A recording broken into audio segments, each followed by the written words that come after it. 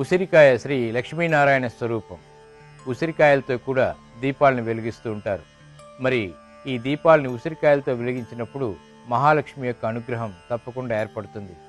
ఈ ఉసిరికాయ దీపారాధన ద్వారా ఇంకా విశిష్టమైనటువంటి విశేషాలు ఏమిటో పరిశీలిద్దాం.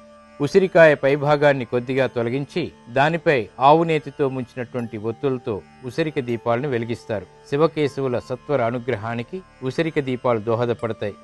ఏకాదశి రోజున, మాస శివరాత్రి రోజున తులసి కోట ముందు ఉసిరి దీపాన్ని వెలిగించాలి.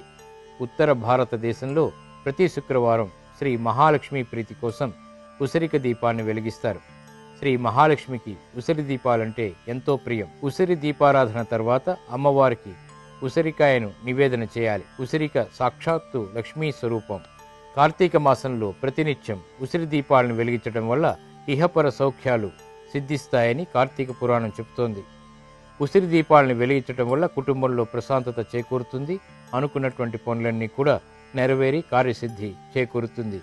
బృహస్పతి ద్వారా, శుక్రుడి ద్వారా, చంద్రుడి ద్వారా శుభ ఫలితాలు కూడా ఏర్పడతాయి.